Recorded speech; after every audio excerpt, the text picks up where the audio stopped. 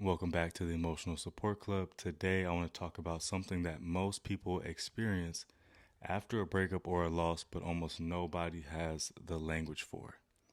A lot of people say things like, I don't feel like myself anymore, I feel lost, or I feel like a part of me has disappeared.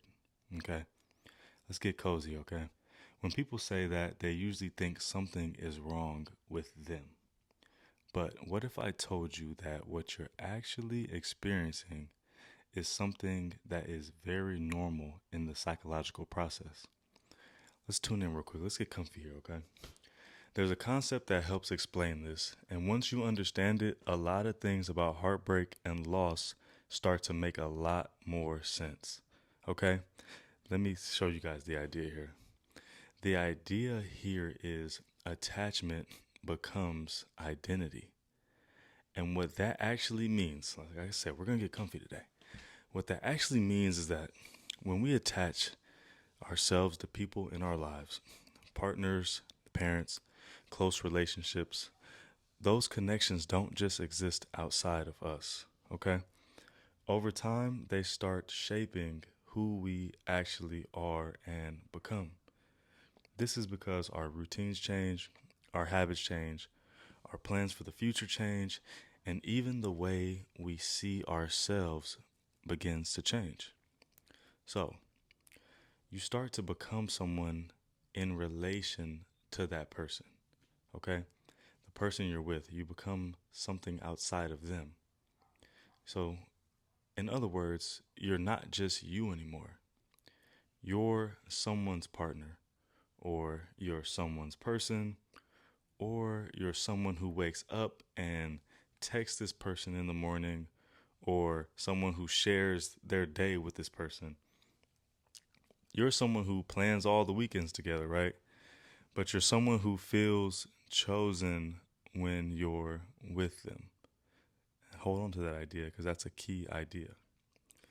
Over time, that dynamic becomes part of your identity. Now, this is important to understand about human psychology. So, like I said, we're going to get comfortable here. As people, right, we don't just get comfortable in situations. We actually get comfortable in who we believe we are inside of those situations. That makes all the difference.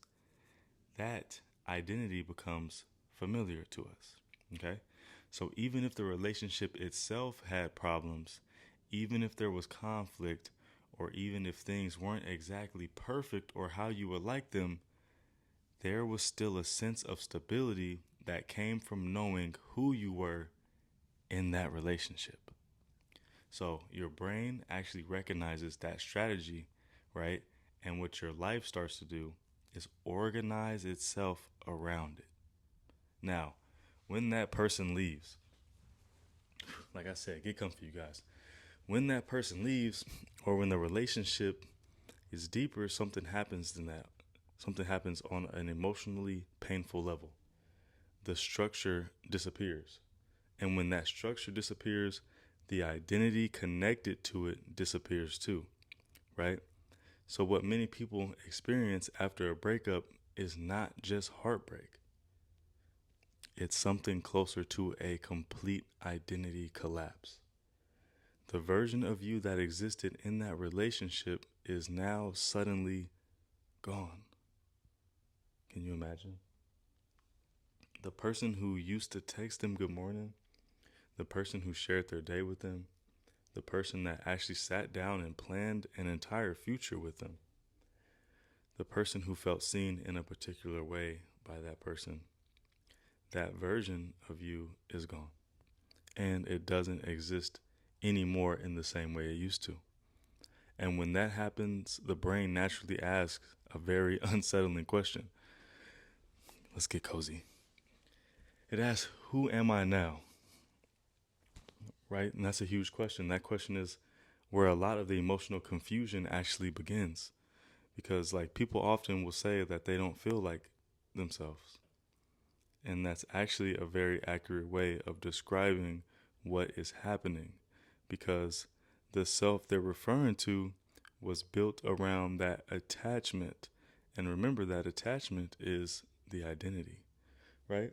So when that attachment breaks, the brain has to reorganize itself. And that's why everyday things can start to feel, well, strange, right? Your routine starts to feel different. Your motivation actually drops. It really plummets, right? This is almost like you go into a depression. Places you used to go together, it feels heavy. It's not the same. Even simple tasks that feel harder than they should or they used to. And it has nothing to do with because, like, something happened to you physically, right? It's because your mind is in the process of rebuilding a sense of self without that same structure that it was used to. And rebuilding identity takes time. So, this is always why people often feel a strong urge to go back to the relationship, even if they know it wasn't healthy. I think we all can say we're guilty of that at some point in time, right? What they're really trying to recover isn't just the person that they were with. They're actually trying to recover the version of themselves that existed when that person was there, right? And that's because the identity felt familiar. And remember, the attachment is the identity. So the human brain prefers a familiar stability over an unfamiliar freedom, which means even painfully, familiarity can feel safer than stepping into the unknown. So when people say things like, I just wish things can go back to the way that they were, what they're really trying to say is, I just wish I could feel like myself again, right? But here's the difficult truth, right?